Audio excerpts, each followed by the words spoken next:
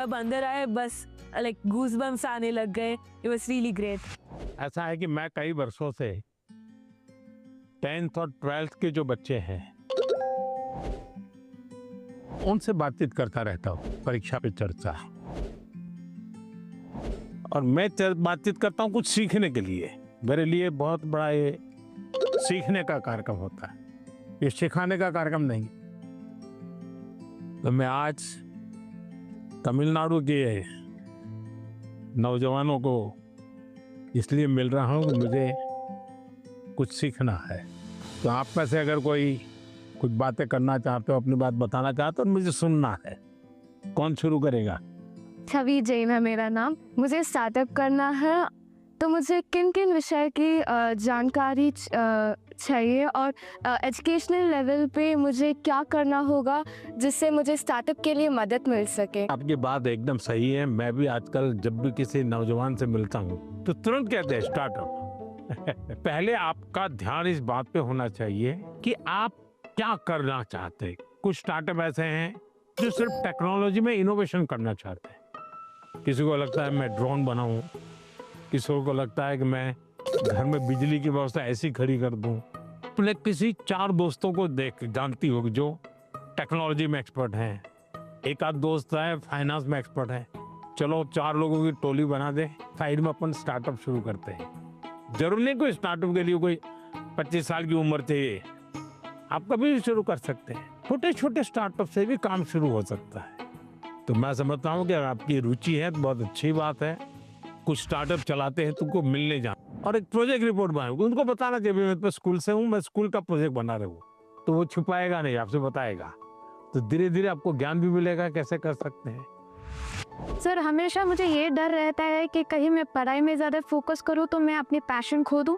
अगर मैं अपने पैशन पे ज़्यादा फोकस करूँ तो मेरी पढ़ाई छूट जाएगी। दोनों के बीच में बैलेंस कैसे लाऊं?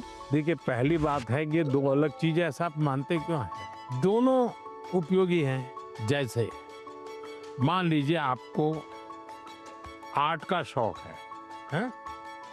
और आपने साइंस का कोई विषय पढ़ा और उसमें कोई लैब की चर्चा है और कुछ केमिकल मिलाने की चर्चा है। तो आप ऐसा कीजिए, कागज लीजिए, लैब बनाए, कागज पे पेंटिंग कर लैब बनाए। फिर जो केमिकल पढ़ने के थे, हर बोतल में केमिकल का नाम लिखे। फिर आप पढ़ने में आया था कि भाई इस केमिकल को मिलाने से ऐसा कलर बनता है, तो एक दूसरा चित्र बनाइए, उस पॉट के अंदर वो कलर। तो आपको चित्र का काम भी हो गया और आपको वो लेसन भी याद हो गया। यानी एक साथ दोनों चीजें बहुत अच्छी तरह से आप कर सकते हैं। आपके थकान को उतरने के लिए भी एक प्रकार से आपके पास जो कला है, क्राफ्ट की, जो कुछ भी आपकी सीखने की इच्छा है, वो आपको मदद कर सकती है। डेली या सप्ताह में 2 दिन आधा घंटा इसके लिए दो। समाज जीवन में जिसकी जरूरत है वो शिक्षा तो करनी है, लेकिन जो व्यक्ति के जीवन में उपयोगी है वो आप इससे कर सकती हैं। हमारा देश भी 2047 में डेवलप्ड राष्ट्रों के साथ एक होने वाला है। मेरा प्रश्न क्या है कि हम नवयुवक इसे हासिल करने के लिए क्या कर सकते हैं? मुझे अच्छा लगा कि मेरे देश के 10th 12th के बच्चों के मन में भी 2047 विकसित भारत का ड्रीम है। ये मेरे लिए बहुत बड़ी खुशी की बात है ना। आज मुझे अब मजा आएगा। वाह, देखिए ये चीज है ना। अब 2047 में विकसित भारत यानी क्या है? आपने कभी सिंगापुर के विषय में सुना होगा। सिंगापुर एक जमाने में एक मछुआरों का छोटा सा गांव था, उसमें से आज इतना बड़ा बन गया। तो ली कुआन यू कहते थे कि भाई अगर हमको डेवलप कंट्री बनना है तो हमें अपनी आदतें डेवलप कंट्री के लोगों की होती वैसी बनानी पड़ेगी। हमें थर्ड वर्ल्ड कंट्री की तरह कहीं पर भी कूड़ा कचरा फेंक दिया, कहीं पर थूक दिया, ये नहीं चल सकता। सिर्फ कहीं जाना है, भाई यहाँ पर रेड लाइट है, मुझे स्कूटर खड़ा कर देना चाहिए। अब छोटी सी चीज है कि भाई हम परिवार में तय करेंगे कि हमारे घर में खाने के बाहर कुछ भी जूठा नहीं छोड़ेंगे। बताइए, सब लोग ऐसा करें तो कितना खाना बचेगा? कितना बड़ा फायदा होगा। तो एक नागरिक के नाते मैं अगर इन चीजों का जीवन में ठीक से पालन करूं तो मतलब कि मैं विकसित भारत के लिए कंट्रीब्यूट कर रहा हूं। अब जैसे वोकल फॉर लोकल, मैं मेरे देश की चीजें खरीदूंगा, मैं भारत में जो चीजें बनी उसको लूंगा। जैसे मैं कहता हूँ मेड इन इंडिया। अब कुछ लोग पैसे वाले लोगों को लगता है दुबई में जाके शादी करेंगे, वाह हिंदुस्तान में क्या कमी है भाई। हम सब देश के नागरिक छोटी छोटी चीजों को करें, हम जरूर विकसित भारत बनाने में अपना दायित्व निभा सकते हैं, हम कंट्रीब्यूट कर सकते हैं। He was shocked that, oh my God, a student is actually concerned about this. And he told us that it's the small steps that matter, not the large ones. मेरा आपसे प्रश्न ये है कि कोई भी छात्र या कोई भी मनुष्य अपना जीवन जब व्यतीत करता है तो बहुत सारे चुनौतियों का सामना करता है। जब चीज़ें डिफ़िकल्ट हो जाती है तभी हमको हमारा जो मोटिवेशन होता है जीवन व्यतीत करने में वो कम होता है। तो ऐसी स्थिति में सफलता प्राप्त करने के लिए हमें मोटिवेशन की ज़रूरत है या अनुशासन की? दोनों चीजें महत्वपूर्ण है जीवन में। अगर अनुशासन है ही नहीं तो कितना ही इंस्पिरेशन होगा तो वो इंस्पिरेशन क्या काम का आएगा। मान लीजिए एक किसान है, उसको प्रेरणा मिल रही है, बगल वाला किसान बहुत फसल कर रहा है, इंस्पिरेशन है कि यार उसकी तो 1 एकड़ भूमि है, मेरी तो 4 एकड़ भूमि है, वो ज्यादा कमाता है, मैं कम कमाता हूं, तो उसको इंस्पिरेशन तो वहां से मिलता है। लेकिन ये बारिश के पहले जोतना चाहिए, वो सोचता नहीं, देखेंगे अब हफ्ते के बाद करेंगे। अगर खेत जोतेगा नहीं और बारिश आ गई फिर वो कुछ भी करे, उसकी तो हालत खराब ही रहेगी।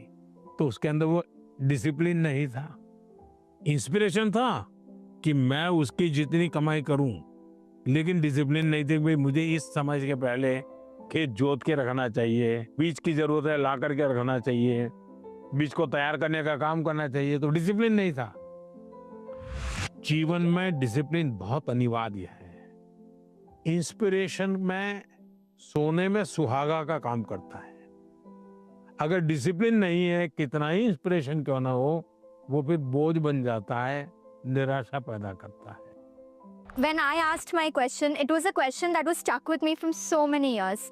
Now, finally, I feel great and honored to get a clarity from a person who I've looked up to. Sir, आजकल के ज़माने में AI का प्रभाव बढ़ते ही जा रहा है।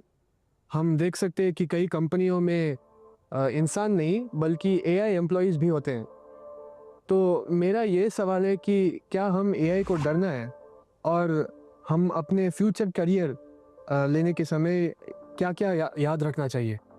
देखिए, हर युग में जब भी कोई नई टेक्नोलॉजी चर्चा होती है, कंप्यूटर आया तो चर्चा हो रही क्या हो जाएगा सब, तो ये हर युग की ये चर्चा का विषय रहा है। हमें किसी चीज से डरना नहीं चाहिए। हमारी कोशिश होनी चाहिए, एक, हम उसके गुलाम नहीं बनेंगे।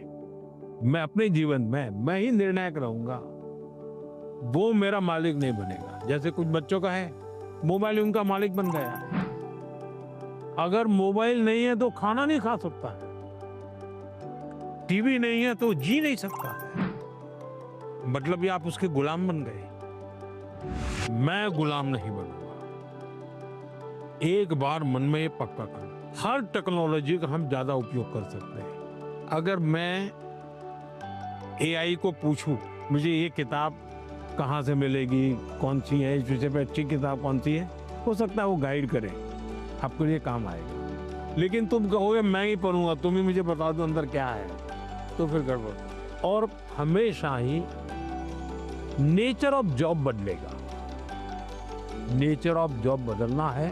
और पहले भी जब बैलगाड़ी में लोग जाते थे तो एक प्रकार का जॉब था, अब वो हवाई जहाज में जाने लगा तो बहुत कुछ बदल गया, लेकिन जीवन तो चलता रहा। तो मैं समझता हूँ हमने टेक्नोलॉजी को समझना होगा, खुद का विस्तार करना होगा, उसमें उस टेक्नोलॉजी की ताकत को जोड़ना होगा, हमारे कामों में वैल्यू एडिशन करें। अगर ये होता है तो मैं पक्का मानता हूं कि कितने ही उत्तम से उत्तम टेक्नोलॉजी क्यों ना आए, हमें उपयोग होने ही वाली है, हमें डरने की जरूरत नहीं है। I never believed I would be the one to be chosen to have such a gracious occasion with our Prime Minister. It was a really great experience. I am completely overwhelmed and it felt surreal. He felt like a family more than a prime minister.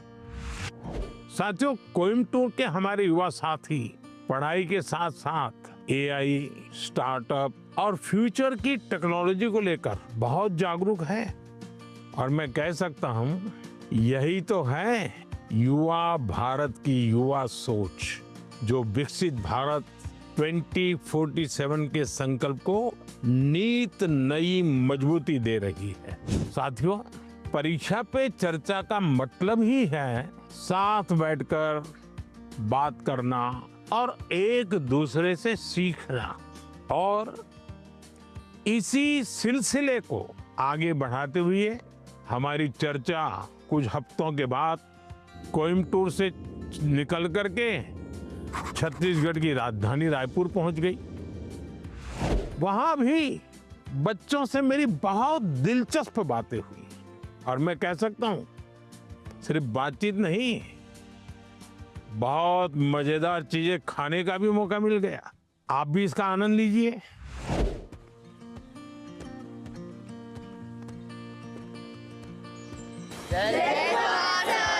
जय जोहार।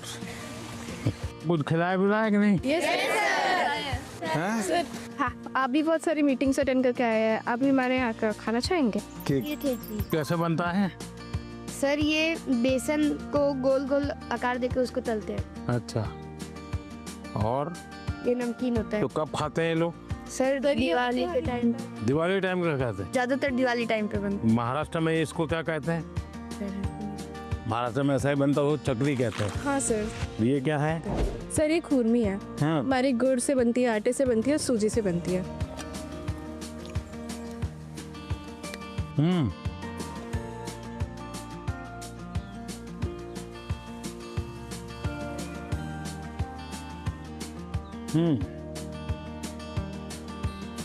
तो बढ़िया खिलाने के लिए धन्यवाद बेटा। वहाँ पे उन्हें खुरमी मिली तो उन्होंने सबको अपने हाथ से के खुरमी खिलाई and it was just so amazing. आपके मन में भी कुछ सवाल आते होंगे आज आप लोग यहाँ आने के लिए मौका मिल गया है तो? यस, बताइए। हम स्टूडेंट्स को भी एग्जाम्स के बाद वेकेशन से जाने का बहुत मन करता है, तो आप इंडिया में कोई ऐसी 5 जगह बता सकते हैं जहां हम भी जा सकें? आप जिस तहसील में से हो, कौन सा तहसील है आपका? सर, मैं रायपुर से। रायपुर से।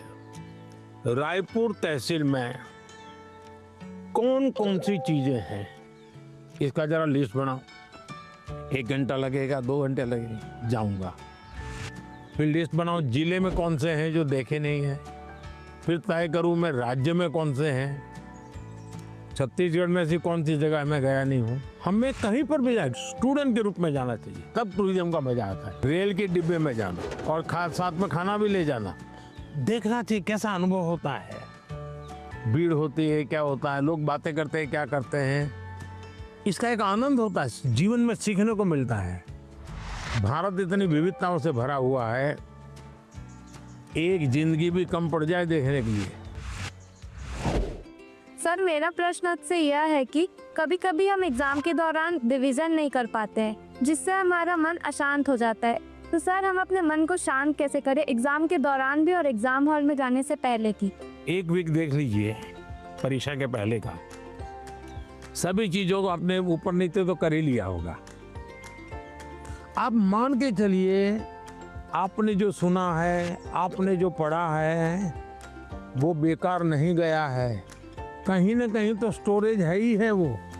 आप शांत मन से बैठ लीजिए, चिंता मत कीजिए, जैसा पेपर आता है देख लीजिए। दूसरी चीज, आप अच्छा विद्यार्थी बनना है ना, आपको उस विषय पर ग्रिप होनी चाहिए ना, तभी तो अच्छे विद्यार्थी बनोगे। सब्जेक्ट पर ग्रिप कैसे आएगी? एक अच्छा खिलाड़ी कैसे बनता है? निरंतरता बनाए रखना डिसिप्लिन में रहता है, रूटीन में चलता है। सबसे बड़ी बात है वो लगातार कंपटीशन करता रहता है, गिरता है, पटकता है, हारता है, जीतता है, करता है, उसमें से वो खिलाड़ी बनता है। ठीक है, आपको मैं एक सुझाव देता हूं, आप करिए। आपके क्लास में कुछ विद्यार्थी होंगे, आपको लगता है जरा पढ़ने में थोड़ा कम है, ऐसे तो होते ही हैं, हाँ? ऐसे एक आध को आप दोस्त बनाइए, ये टेक्निक बहुत कायम आई है आपको। उसको कहो कि मैं आज तुझे मैथ सिखाना चाहता हूँ। अब उसको मैथ सिखाने के लिए आप जो मेहनत करेंगे, दिमाग फोकस करेंगे, आपका मैथ्स पक्का होगा कि नहीं होगा? मैं ताइक्वांडो खेलती हूँ और मैं आगे चल के स्पोर्ट्स पर्सन बनना चाहती हूँ। अपनी स्टडीज और स्पोर्ट्स को बैलेंस करके कैसे रख सकती? शिक्षा की जीवन में भी जरूरत है, समाज जीवन में भी जरूरत है, इसको अंडर एस्टिमेट नहीं करना चाहिए। ये गलती कभी मत करना कि खेल में मैं बहुत अच्छा हूं इसलिए मुझे पढ़ने की जरूरत नहीं है, लेकिन शिक्षा ही सब कुछ कर लेगी ऐसा नहीं है। आप में हुनर है, जो भी है उसको डेवलप करना चाहिए। खिलाड़ी बनने के लिए खेले वो एक विषय है, लेकिन जिंदगी में खेल होना चाहिए ये भी बहुत जरूरी है। जिंदगी खेल होने से बचाना है तो जिंदगी में खेल होना चाहिए। खेलना भी है, खेलूंगा तो खिलूंगा, और पढ़ना भी है ताकि और लोग कहें नहीं कि इसको कुछ पढ़ना उड़ना आता नहीं इसलिए मैदान में रहता है। नहीं, पढ़ने में भी मैं पावरफुल हूँ, खेलने में भी पावरफुल। वो जो भी बताए उसको मैं अपने लाइफ पे इम्प्लीमेंट करने का कोशिश करूँगी और मैं लफ्ज़ों में बयान नहीं कर सकती आज जो भी हुआ। सर मेरा सवाल ये है, जैसे कुछ सालों पहले आपने स्वच्छ भारत स्टार्ट किया था, हमारा नया रायपुर भी डेवलपमेंट की ओर जा रहे हैं, तो हम एज अ स्टूडेंट उस डेवलपमेंट के लिए या अपने इन्वायरमेंट को प्रोटेक्ट करने के लिए क्या कंट्रीब्यूट कर सकते हैं? प्राकृतिक संपदा को बचाने का हमारे स्वभाव में आना चाहिए, और धीरे धीरे हमें लोगों को जोड़ना चाहिए। अब जोड़ते रहते हैं तो बदलाव आता है। खुद के जीवन में कुछ नियमों का अगर हम पालन करते हैं, जैसे अब पानी, मुझे बताइए कि मैं ब्रश कर रहा हूँ और पानी बह रहा है, अरे भाई तुम ब्रश कर रहे हो तो पानी तो बंद करो, जब मुंह धोओगे तब पानी लेना। छोटी छोटी चीजें होती हैं। एक बार मैं एक गांव की यात्रा कर रहा था, दूर से मैंने देखा कि एक जगह एकदम से जंगल जैसा लग रहा है, बड़ा हरी भरा। तो क्या है, बोले तो स्कूल है, तो सब इतना सूखा है, ग्रीन है। वहाँ एक टीचर थे, उस टीचर ने ये जो पेट्रोल पंप होता है, वहाँ जो ऑयल के कैन वगैरह होते हैं वो इकट्ठे करते थे वो, और बच्चों को कहते थे कि तुम्हारे घर में वो जो पानी होता है जिसमें खाने का कुछ अंश होता है, वो इस बोतल में रोज़ स्कूल आओगे तब भर करके आना। तो सारे बच्चे वो बोतल भर के या जो उनको कंटेनर दिया है वो भर करके आते थे, और उन्होंने वहाँ पेड़ लगाए थे। हर बच्चे को एक पेड़ दे दिया गया था, वो जो पानी ले आता था वो उसमें डालना होता था। उसको फर्टिलाइजर का भी काम करता था, सब्जी वब्जी के टुकड़े होते थे। उसके कारण वो पूरा स्कूल को चारों तरफ एकदम से ग्रीन बन गया था। एक टीचर ने इतना बड़ा परिवर्तन लाया। मानवीय रूप से व्यवहार करे तो बदलाव शुरू हो जाता है। छोटी चीजें हैं, हम आराम से कर सकते हैं। समाज का वातावरण हमारे स्वभाव में आना चाहिए। आप इतने साल से देश को संभाल रहे हो, देश के लीडर हो, तो आप फ्यूचर जनरेशन से, हम बच्चों से ऐसी कौन सी क्वालिटी एक्सपेक्ट करते हो कि हमारे अंदर आनी चाहिए कि लीडर के रूप में? ऐसा लीडर बनना है कि लीडर बनना है? दोनों बनना है। देखिए, पहले लीडर बनिए। जो काम है मन में तय करिए, कोई करे या ना करे मैं करूंगा। जब ये शुरू आ जाएगा, मैं अपने से शुरू करूंगा, तो आप देखिए अपने आप लीडरशिप आना शुरू हो जाएगी। जैसे मान लीजिए यहाँ कूड़ा कचरा है, आप जा रहे हैं और आपने एक उठा लिया, तो आपके साथ जो 4 लोग चलते होंगे ना, आपने देखा होगा, वो भी उनको भी लगे यार उठा लो। मतलब आप लीडर बन गए कि नहीं बन गए। अच्छी चीज है, हमें अपने आप को हमेशा लीडर रोल में तैयार करना चाहिए, ये अच्छा विश्वास है, विचार भी अच्छा है। लेकिन लीडर का मतलब ये नहीं है कि चुनाव लड़ना, पॉलिटिकल पार्टी बनाना, पार्टी में जाना, लच्छादार भाषण करना, ऐसा नहीं होता लीडर। मतलब लीडरशिप में एक क्वालिटी होनी बहुत जरूरी है कि आप 10 लोगों को अपनी बात समझा पाओ। थोपनी नहीं है, समझानी है। समझाने के लिए पहले उसको समझना है। जो उनको समझ पाता है वो समझा पाता है, जो उनको नहीं समझता है वो कुछ नहीं समझा पाता। और इसलिए हमारी कोशिश ये होनी चाहिए कि उनको समझना चाहिए। उन्होंने बहुत अच्छे से बताया कि किसी के अंदर एक लीडरशिप क्वालिटीज़ होती है अगर वो किसी चीज़ के लिए रिस्पॉन्सिबल हो रहा है। If I would describe this whole then I would say sapna. मैं प्रधानमंत्री से मिली। I am very lucky. बहुत अच्छा था, मतलब ऐसा एक्सपीरियंस जो लाइफ में बहुत कम लोगों को मिलता है। परीक्षा की तैयारी के अनुभव, परीक्षा के समय आने वाले विचार, स्ट्रेस और लोगों की एक्सपेक्टेशन से जुड़े हुए ढेर सारे सवाल लगातार चर्चा का हिस्सा बनते हैं। और परीक्षा पे चर्चा का मकसद ही है कि हमारे युवा साथी इस पर खुलकर बात करें। परीक्षा पे चर्चा सिर्फ बोर्ड एग्जाम की तैयारियों से जुड़ी नहीं है। मैं जब आपके सवाल सुनता हूं तो स्वाभाविक है मेरे मन को भी वो छूते हैं। मैं अंदाजा लगाता हूं कि जीवन के कई पहलुओं से जुड़ी हुई बातें हमारे युवा मित्रों के मन में लगातार चल रही है। मैं अब आपको गुजरात लेकर चलूंगा। वहां के बच्चों ने और विशेषकर ट्राइबल बेल्ट के मेरे आदिवासी बच्चों ने जो सवाल पूछे, और उन्होंने तो मुझे सचमुच में हैरत में डाल दिया था।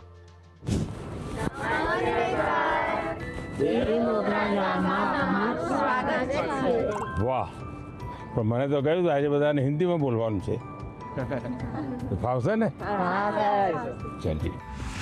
सर जब आए तो हमने देखा कि उन्होंने एक कोटी पहन रखी है जिस पे वर्ली आर्ट है। तो हमारे आदिवासी समाज में वर्ली आर्ट का बहुत महत्व है, तो हमें ये देख के बहुत अच्छा लगा। तुम बहुत एक्साइटेड थे आपका मिलने के लिए। किसी और बच्चे को आपसे मिलने और आपसे बातें करने के लिए कितने सवाल होते हैं, लेकिन हम उतने नसीब वाले हैं कि जो आपके साथ बातें करें। आप कितने दूर से आए? हम यहाँ डेडियापाड़ा से। डेडियापाड़ा से ही आए? अच्छा। मांडवी से। मांडवी, अच्छा। क्या नाम? जय। जय और रवि है। इतने बड़े हो गए आप लोग। पहचानते इनको? बताया कैसा मेरा परिचय आपसे? इनकी हिम्मत आई कि नहीं आई सबका? हाँ, ये मुझे पहले भी एक बार मिलने आए थे दोनों। चलिए बताइए, आप लोग कुछ पूछना चाहते हो, कुछ जानना चाहते हो, बताइए। सर हमारे माता पिता ने यह बताया कि पहले कुछ आदिवासी इलाके थे जो बहुत ही पिछड़े हुए थे। तो उन्होंने यह भी बताया कि आपका गुजरात के आदिवासी इलाकों से बहुत लगाव भी, और आपने वहाँ बदलाव भी किया। तो मैं जानना चाहूँगा कि आपको इस चीज़ की प्रेरणा कहाँ से हुई? आपको पाल चित्रिया की घटना मालूम है? हाँ है। वहाँ आदिवासी समाज के बहुत बड़ा आज़ादी का संघर्ष लड़ा था। एक बार बहुत भयंकर अकाल हुआ था। तो उस समय मैं उस क्षेत्र में काफ़ी दिनों तक रह करके काम करता था। तो उस समय लगता था कि यहाँ एजुकेशन पे ध्यान देना चाहिए। उसके बाद जब मुझे मौका मिला, मुख्यमंत्री बना, तो मैं ध्यान देने लगा। आपको हैरानी होगी, एक समय ऐसा था कि उमरगांव से अंबाजी तक एक भी साइंस स्कूल नहीं था। तो बाद में आपने तो देखा, अब तो 2 यूनिवर्सिटी है, साइंस स्कूल है, इंजीनियर IIT है, ये बहुत सारा बदलाव आया है। उसका बहुत बड़ा लाभ हो रहा है। हाँ सर। आज भी आपको मालूम होगा, एक मैंने PM जनमन योजना बनाई है।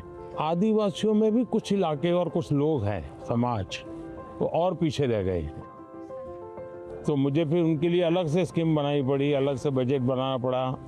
तो मुझे तब से लगता था कि हम शिक्षा पर जितना ज़्यादा बल देंगे उतना बहुत तेजी से विकास होगा। दूसरा मेरे मन में था, पूरे आदिवासी बेल्ट उमरगाम संभाजी पूरा हाईवे बनाया है, तो विकास के लिए इंफ्रास्ट्रक्चर की बहुत ज़रूरत होती है। लोग भी आना जाना शुरू करते हैं, तो उस दिशा में ध्यान दिया। मेरा आपसे यह प्रश्न है कि पहलगाम हमले के बाद हमारे घर में सब चर्चा कर रहे थे कि अब आगे क्या होगा। पूरा देश आपकी ओर देख रहा था। फिर ऑपरेशन सिंदूर हुआ और हमारे देश की सेना ने जीत हासिल की। तो ऐसे संजोग में आपने अपने तनाव को कैसे हैंडल किया? हम तो सिर्फ परीक्षा के तनाव से। आप लोगों को परीक्षा का तनाव आ जाता है। जब आप पुरानी परीक्षा के दिनों को याद कीजिए, अगर पुरानी परीक्षाओं को याद करेंगे तो आपको लगेगा हाँ यार, जब गया तब तो टेंशन था, लेकिन जब करके आ गया तो कुछ नहीं था। ऐसा होता है कि नहीं? परीक्षा के लिए सबसे अच्छी चीज होती है कि आप पेपर सॉल्व करने की आदत डालें, लिखने की। ज्यादातर लोग क्या करते हैं, पढ़ते हैं। यस, अगर खुद इस प्रकार से आप प्रैक्टिस करते रहते हैं तो मुझे पक्का विश्वास है कि आपको कभी भी तनाव नहीं आएगा। हम क्या करते हैं, पूरे दिन किताब, अरे कभी हंसो है। दूसरा सबसे बड़ी चीज है जो आज लोगों को ध्यान में नहीं है, वो है नींद। अच्छी नींद लेनी ही चाहिए। आपको लगेगा ऐसा कैसा प्रधानमंत्री है जो सोने की बात करने के लिए आया, हम तो एग्जाम के लिए पूछ रहे थे। लेकिन वो नींद इतनी पूरी लेते हैं तो बाकी समय आपका बहुत ही फ्रेश, नए विचार, नए आइडिया, मन बहुत प्रफुल्लित रहता। हम डॉक्टर या कभी इंजीनियर या कभी अफसर बनना चाहते हैं, तो हमें आगे बढ़ के अपना करियर कैसे चूज करना चाहिए सर? अगर आपने एक महीने में 10 चीज़ अलग अलग बता दी तो घर वाले क्या कहेंगे, इसका तो कोई ठिकाना ही नहीं। ये तो अच्छी चीज़ है कि आपको कुछ किसी को देख के लगा मैं भी ऐसा बनता तो क्या होता। अगर ये हमको करना है, जो व्यक्ति बहुत बड़ा बन गया है वो बड़ा बनने की इच्छा होना बुरा नहीं है, लेकिन वो बड़ा बना है तहीं से अपने को जोड़ो मत। कहाँ से शुरू किया था, अगर आपका ध्यान उस पर होगा तो फिर अगर हाँ यार यहाँ से चलो मैं शुरू करता हूँ। कोई कहेगा कि मैं क्रिकेटर बना, लेकिन जब मैं 8वीं कक्षा में था तो सुबह 4 बजे उठ करके साइकिल चला करके स्टेडियम तक जाता था और फिर मैं 2 घंटे प्रैक्टिस करता था। तो फिर तो मैंने कहा अच्छा इतना मेहनत करना पड़ता है, चलो मैं शुरू करता हूँ। अभी तो क्या लगता है, देखिए यार सेंचुरी लगा दी, फोटो छप गई। तो सपनों के लिए जीना सीखे, सपनों के अनुकूल जिंदगी बना। लेकिन शोर अगर मचाए तो सफलता शोर मचाए। जैसे ही आप नंबर 1 आ जाएंगे तो सफलता शोर मचाएगी नहीं मचाएगी? पूरे स्कूल को पता चलेगा या नहीं चलेगा? पूरे गांव को पता चलेगा या नहीं चलेगा? तो हमारी कोशिश ये होनी चाहिए। सर ने जो बातें कही, जो मैंने सुनी, सब मैंने अपने जीवन में आगे बढ़ने के लिए और आगे बढ़ के कुछ बनने के लिए सब अपने लिए सोचा। आइए सर, अब हम ले चलते हैं हमारे कल्चर से रिलेटेड कुछ चीज़ें दिखाने। सर, ये है वारली पेंटिंग्स है, जो एक कार्डबोर्ड बनाते हैं उससे ऐसे पेंटिंग करते हैं। ये सभी वो चीज़ें हैं जो हमारे कल्चर से रिलेटेड है। सर, हमने आदिवासी काफी जो आदिवासी है उनके कलाकृतियों को रिप्रेजेंट किया है, जैसे कि चित्रकला है, ये लिपन आर्ट, ये जो मैंने बनाया ये है पिथुरा आर्ट। खुद बनाए हो? यस सर, आपके लिए ये बनाया। क्या नाम आपका? किशन है। ये आपकी हैंड राइटिंग है? Yes sir. अरे वाह, थैंक यू सर। कितने बढ़िया है भाई। घर की दीवारों पे ये बनाए हैं और उनकी पूजा भी करते हैं। वाह, तो आप तो बड़े आर्टिस्ट हो गए भाई। सर, मुझे बहुत अच्छा लग रहा है कि हमारे भारत देश के बड़ा प्रधान ने मेरी पेंटिंग्स ली है और सर ने भी बहुत अच्छी तरह के हमारे साथ, जैसे हम खुद फ्रेंड्स के साथ बात कर रहे हैं, ऐसा फील हो रहा था। प्लीज आपसे ये सवाल है कि आपकी लाइफ में आपके टीचर्स का क्या रोल? बहुत रोल था, बहुत रोल था। जैसे मैंने बताया, मेरे टीचर हमें डेली कहते थे कि आप लाइब्रेरी जाइए, टाइम्स ऑफ इंडिया में ये एडिटोरियल के ऊपर एक वाक्य रहता है, वो अपने उसमें लिख करके आइए, और दूसरे दिन वो उसकी चर्चा करते थे। तो ऐसी बहुत सी चीज़ें थी, जैसे ये जो फिटनेस वाला मामला है, तो मेरे यहाँ एक परमार साहब करके से, जब मैं प्राइमरी में था, वो बहुत आग्रही रहते थे फिजिकल फिटनेस के लिए, सिखाते थे भी थे, और योगा सिखाते थे, मलखम सिखाते थे। हम प्लेयर नहीं बने, लेकिन हमें ये तो समझ आया कि ये शरीर के लिए ज़रूरी है। तो हर टीचर का हर एक के जीवन में, अब दुनिया के कितने भी बड़े महान पुरुष को मिलिए, उसके जीवन में से दो बातें जरूर मिलेगी। वो एक वो कहेगा कि मेरे जीवन में मेरी माँ का बहुत बड़ा रोल है, हाँ, दूसरा कहेगा मेरे जीवन में मेरे टीचर का बहुत बड़ा रोल। हर एक क्षेत्र में हमारा देश आगे बढ़ रहा है, तो आप बताएंगे कि हमारे देश से आदिवासी समुदाय के लोग हमारे देश को आगे बढ़ाने में क्या कर सकते हैं? वह देखिए, देश जो आज आगे बढ़ा है ना, वो आदिवासी समाज के कारण ही बढ़ा है। आज देश का पर्यावरण बचा है तो आदिवासी समाज के कारण बचा है। वे प्रकृति की पूजा करते हैं, प्रकृति की रक्षा करते हैं। आज भी हमारे देश की सेना सर्वाधिक देश भर के आदिवासी समाज के बेटे बेटियां सेना में है। आज देश के हर क्षेत्र में अब कोई फर्क नहीं रहना चाहिए, हमारे लिए कोई फर्क नहीं है। हमारे पास तो अब जैसे स्पोर्ट्स में हमारे आदिवासी बच्चे बहुत कर सकते हैं, इनका डेवलपमेंट हुआ, देश का नाम रोशन। आपको मालूम है अभी क्रिकेट महिला टीम जीत करके आई, पता? क्रांति गौड़ नाम की बच्ची है मध्य प्रदेश से, वो आदिवासी बेटी है, उसने खेल कूद में नाम कमाया है। और वैसे भी हमारे देश के कई खिलाड़ी हैं जो आदिवासी समाज से हैं और उन्होंने बहुत बड़ा नाम रोशन किया है। उसी प्रकार से हुनर, आपके पास इतनी बड़ी कला है, आप अगर टेक्नोलॉजी सीख लें तो यही सामर्थ्य कितना आगे बढ़ जाएगा।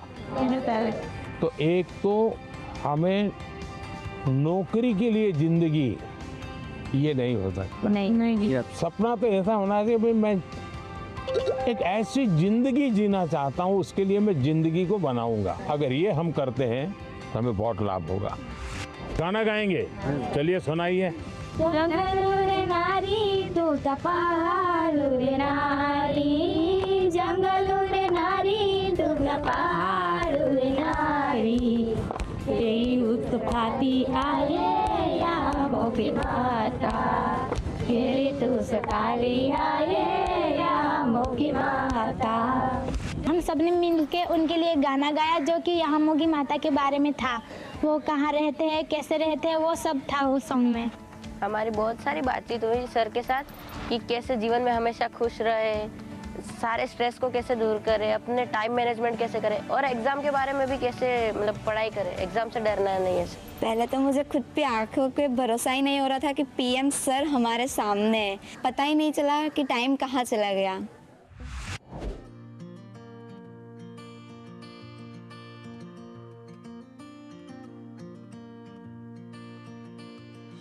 परीक्षा पे चर्चा का हमारा सफर अष्टलक्ष्मी यानी नॉर्थ ईस्ट भी पहुंचा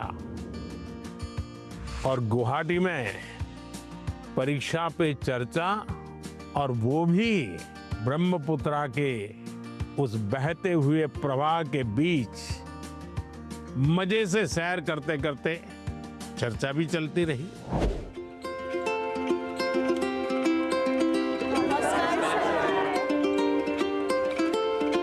चलिए बैठिए। प्रणाम माननीय प्रधानमंत्री जी, हम सभी आपको एक गमछा पहनाना चाहते हैं। जरूर। असम में आए और गमछा न हो,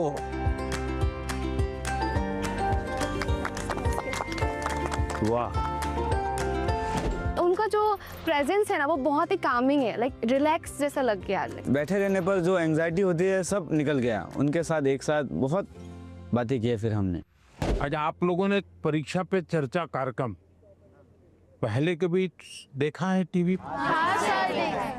अच्छा, कभी आप लोगों ने वो किताब देखी? हाँ सर। Exam warrior. तो उसमें से फिर आपको पहले जो सोचते थे परीक्षा के पहले और अब सोचते हैं, उसमें क्या फर्क है? किताब पढ़ने के बाद या कार्यक्रम देख क्या फायदा हुआ आपको? परीक्षा से इतना डर नहीं लगता। आपके जो मंत्र दिए हैं ना, वैसे जैसे कि लाइक परीक्षा को एक सेलिब्रेशन उत्सव की तरह सेलिब्रेट करना चाहिए, तो अब थोड़ा थोड़ा परीक्षा की तरफ से मतलब डर कम रहा है पर अब। लेकिन डर तो घर के लोग डराते हैं ना। हाँ सर। हाँ? पूछते हैं कि लाइक वो 1 नंबर कहा गया, क्यों काटा 1 नंबर। जीवन में अगर संतोष हो जाता बस बहुत हो गया, अब क्या, तो फिर जीवन में प्रगति नहीं होती। ये जीत तो रहनी चाहिए मन में, लेकिन उसके लिए मैंने मंत्र में एक बात बताई है।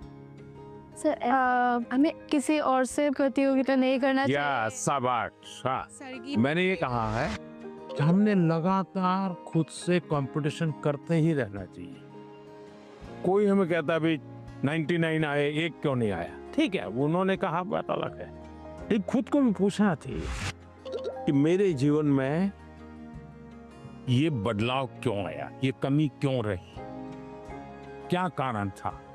अच्छा, आपके मन में कुछ सवाल होंगे तो जरूर पूछिए। मेरा आपसे यह प्रश्न है कि मैंने सुना है कि आप अपने रोजमर्रा की जिंदगी में एक पर्टिकुलर डाइट हेल्दी रहने के लिए फॉलो करके चलते हैं, तो हम छात्र ऐसा कौन सा मैजिकल डाइट फॉलो करके चले जिससे कि हम एनर्जाइज्ड और फोकस रह पाए और हमारा सबसे बेहतर प्रदर्शन आ पाए परीक्षाओं में। हकीकत ये है कि मेरा कोई डाइट का सिस्टम ही नहीं है,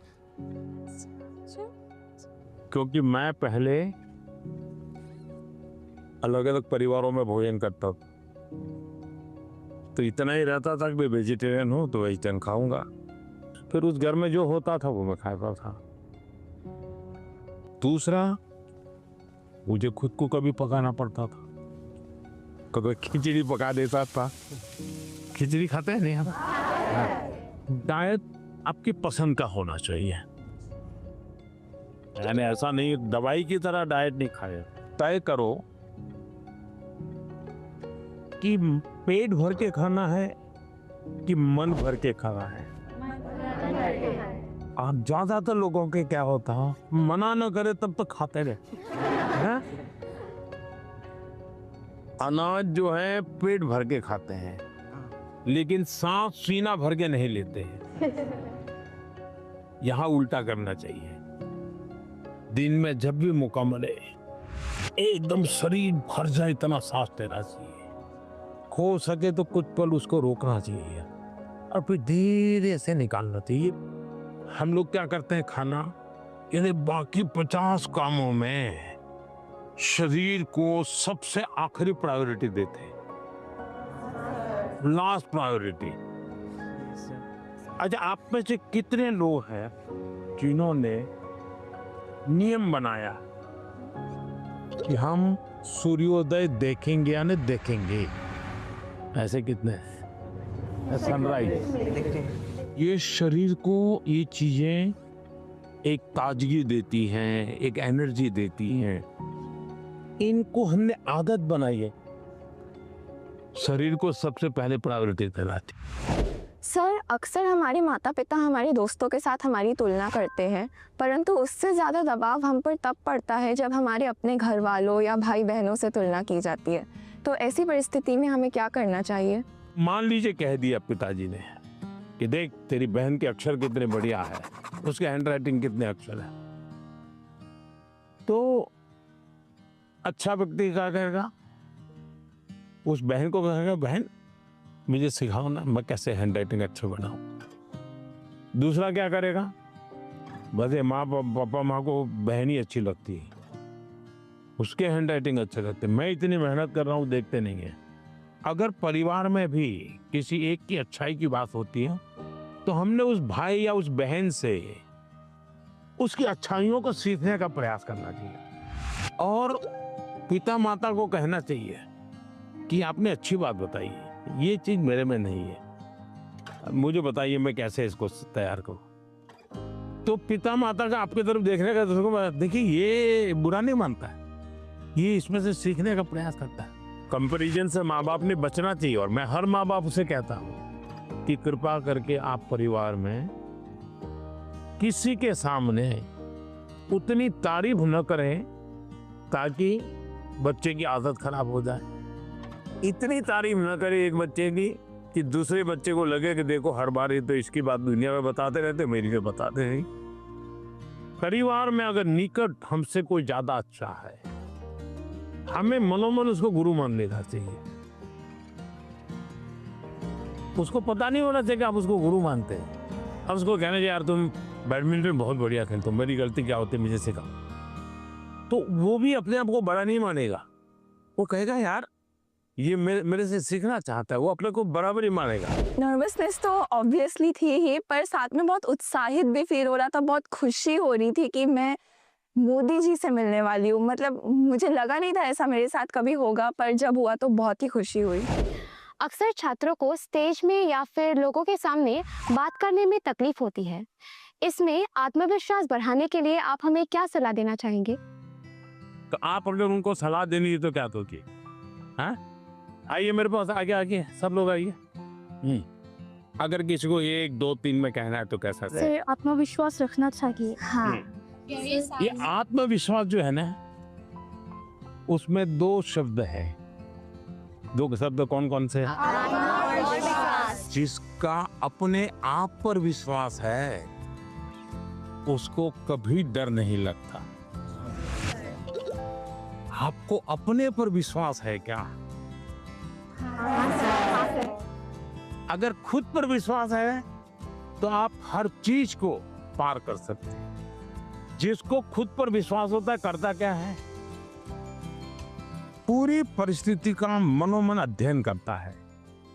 आपने स्वामी विवेकानंद जी का ने एक चिट्ठी लिखी थी जब शिकागो में उनका भाषण हुआ, जो बहुत प्रसिद्ध भाषण है और विवेकानंद जी की बहुत तारीफ भी होती है।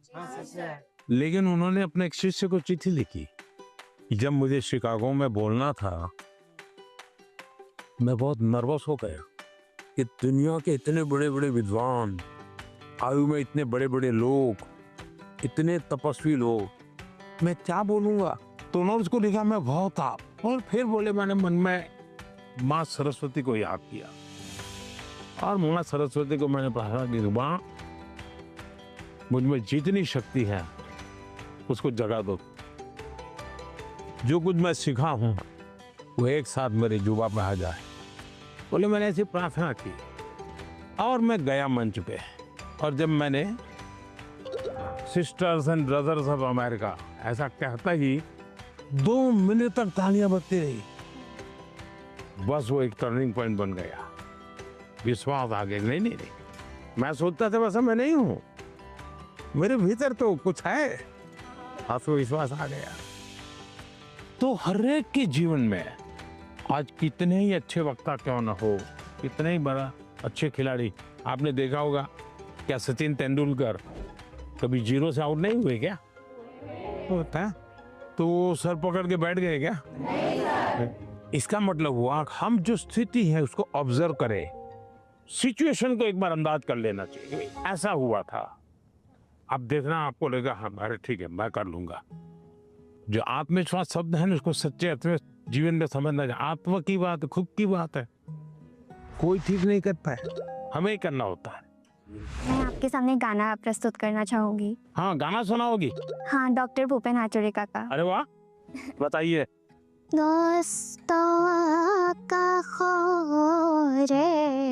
সপোন ৰহত ভাঙি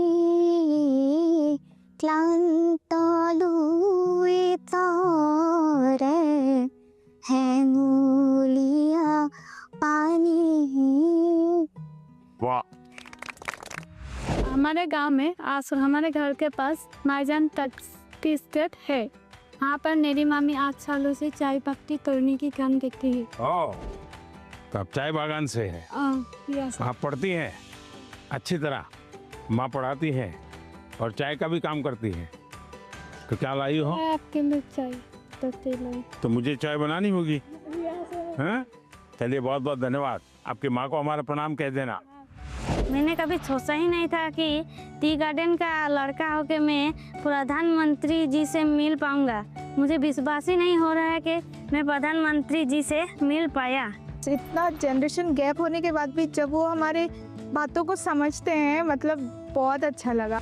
आपने देखा कि कैसे एग्जाम की बात तो हुई ही, साथ ही लोकल संगीत, असम की चाय, वो भी परीक्षा पे चर्चा का यादगार हिस्सा बन गई। परीक्षा एक ऐसा अवसर है और परीक्षा के लिए हेल्दी कंपटीशन की भावना हमारी तैयारी को और बेहतरीन बनाती है। इन सभी चर्चाओं में स्थान अलग अलग थे, स्टूडेंट्स अलग अलग थे, अनुभव अलग थे, लेकिन हर चर्चा का उद्देश्य एक ही था, हर स्टूडेंट को सुनना, समझना और साथ मिलकर कुछ न कुछ सीखना। आप सभी को मेरी बहुत बहुत शुभकामनाएं। बहुत बहुत धन्यवाद।